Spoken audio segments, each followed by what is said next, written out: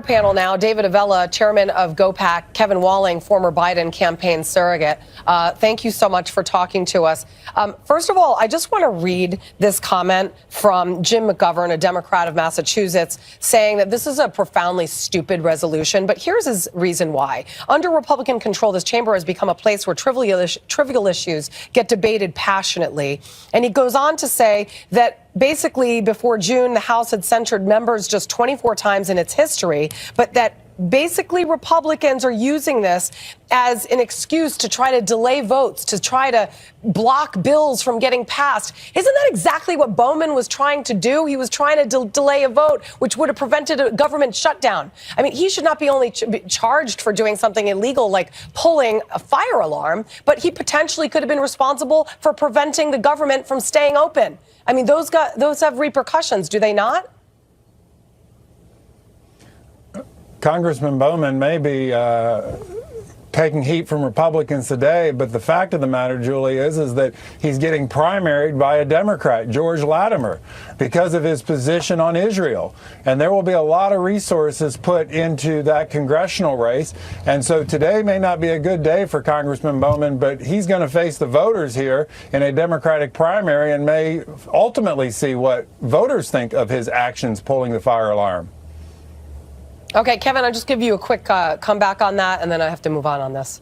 Yeah, Julie, listen, Congressman Bowman accepted blame for this issue, paid a $1,000 fine. Well, he accepted blame because he got caught. I mean, let's be honest. But, Julie, it's just another indication of the dysfunction of Congress that they're more interested in this trivial stuff, whether it be George Santos. I don't think it's trivial. Precious time. You think it's trivial to pull off a fire alarm like that?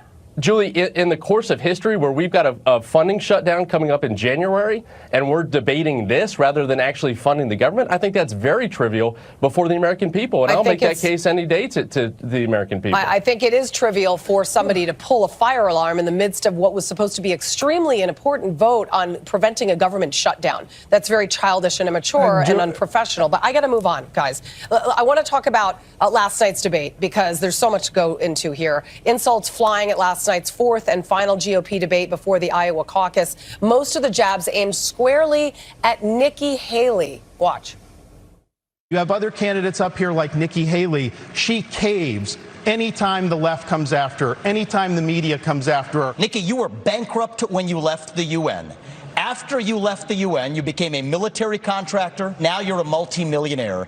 That math does not add up. It adds up to the fact that you are corrupt. You would be voted in the first 20 minutes as the most obnoxious blowhard in America. So shut up for a little while. He has insulted Nikki Haley's basic intelligence, not her positions, her basic intelligence. I love all the attention, fellas. We weren't bankrupt when I left the UN. We're people of service. There's nothing to what he's saying. Here's my issue with all three of my other colleagues on this debate stage. Is all three of them have been licking Donald Trump's boots for years for money and endorsements. GOP frontrunner Donald Trump, by the way, skipped the debate, if you didn't notice. He did the prior contests as well, all three of them. Despite his absence, though, he was a hot topic, especially after this comment during his town hall with Sean Hannity. Watch. Under no circumstances, you are promising America tonight you would never abuse power as retribution against anybody. Except for day one. We're closing the border and we're drilling. After that, I'm not a dictator. After that, Trump has a 40-plus point lead against the competition, according to the latest Monmouth poll. All right, so David, first I'll go to you. What did you think of the debate? I thought it got pretty nasty, but I guess that's the way of debates these days. Who do you think won? Who do you think lost?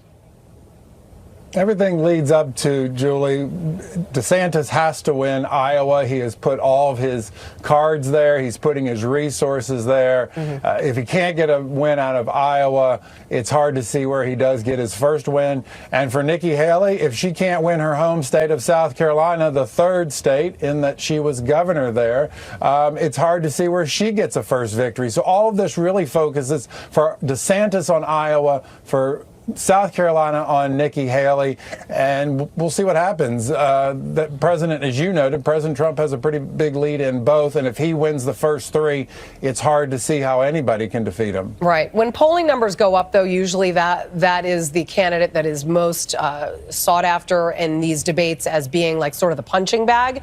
But Kevin, I mean, Vivek Ramaswamy literally used Nikki Haley as a punching bag. And I think at some point it didn't have anything to do with him having trouble with women. I just think he has trouble with just having a conversation that doesn't seem so vindictive. I mean, it just sounded angry to me.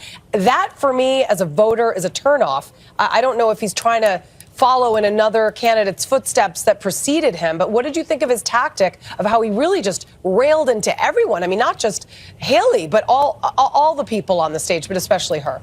Yeah, Julie, I think you're spot on. And we saw that dynamic in previous debates, especially that dynamic between Nikki Haley and Vivek Ramaswamy. I think, Nikki Haley took the incoming incredibly well. It's an indication that she is the front runner behind Donald Trump now in this fourth debate. And to David's point, all eyes are obviously going to be on Iowa just in 40 days.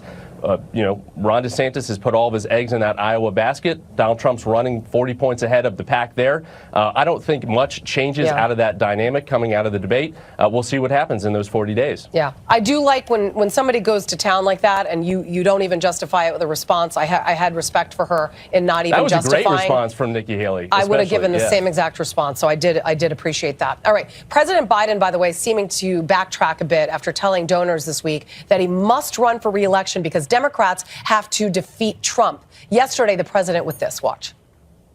Do you think there is any Democrat who could defeat Donald Trump other than you? Probably 50 of them. You do believe that there are? I'm not the only one to defeat him, but I will defeat him.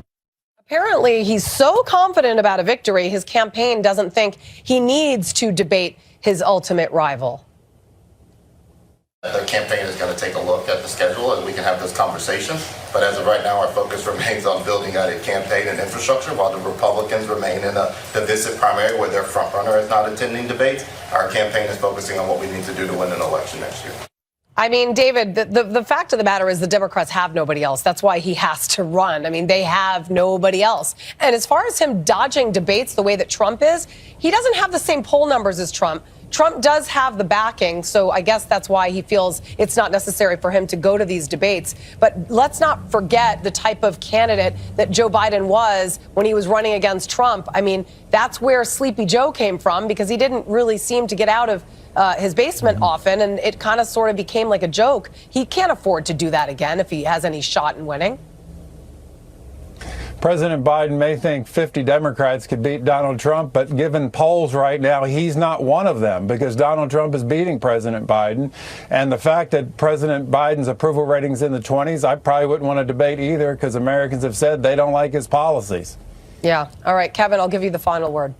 Julie, I love when Republicans keep underestimating President Biden. This is a guy that won 8 million more votes than the incumbent president. It's really tough to take out an incumbent president as Joe Biden did, and he's going to do the same thing with Donald Trump come next November. We shall wait and see. David Avella, Kevin Walling, thank you both for talking to us today.